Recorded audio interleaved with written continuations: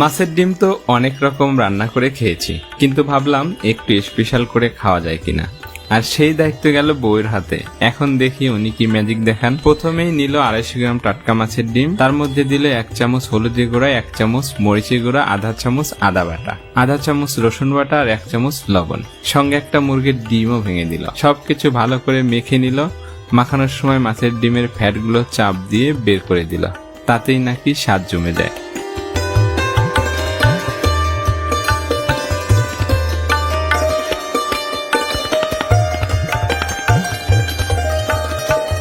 তারপর প্যানে তেল গরম করে ওই মাখানো ডিম ঢেলে দিল। আহা, ফুসফুস করে ডিম ভাজা শুরু হলো। এপিট ওপিট করে ভেজে যখন উঠালো, তখন দেখি প্যান ভরে একেবারে বড় ফুলে ওঠা দারুণ ডিম ভাজা।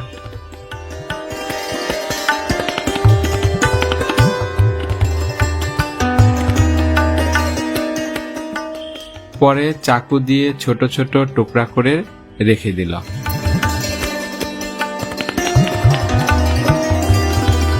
এবার আসল ভুনা। প্যানে আবার সামান্য তেল দিয়ে পেঁয়াজ কুচি দিয়ে ভাজা শুরু। কাঁচা গন্ধ চলে গেলে একে একে দিয়ে দিল চামচ করে আদা রসুন বাটা, 1 চামচ জিরা বাটা, 1 চামচ হলুদ, 1 চামচ শুকনা মরিচ আর স্বাদ মতো লবণ, সাথে একটা টমেটো কুচি দিয়ে সুন্দর করে কষালেন।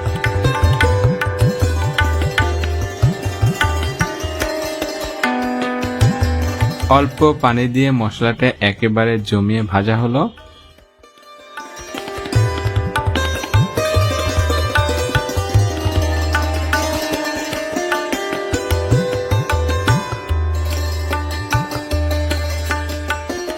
এরপর ভাজা মাছের ডিম ঢুকলো কড়াইয়ে।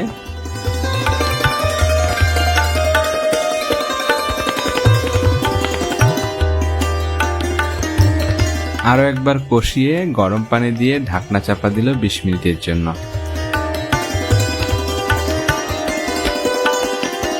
মাঝে একবার নেড়ে দিল আর কয়েকটা কাঁচামরিচ ফেলে দিল। কি যে সুগন্ধ! আহা, কাঁচামরিচে আলাদা একটা সুগন্ধ আছে।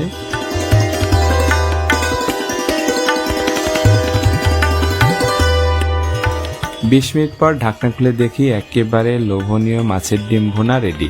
দেখুন একবার, দেখতেই একটা স্পেশাল ভাব। তো বন্ধুরা, মাছের ডিম অনেক ভাবে খেয়েছি, কিন্তু বউ যে আজ বানালো এটাই মনে হয় সবচেয়ে স্পেশাল। খেতেও কেমন হয়েছে সেটা তো খেয়েই বলবো, তবে দেখেই বোঝা যাচ্ছে একদম দারুণ।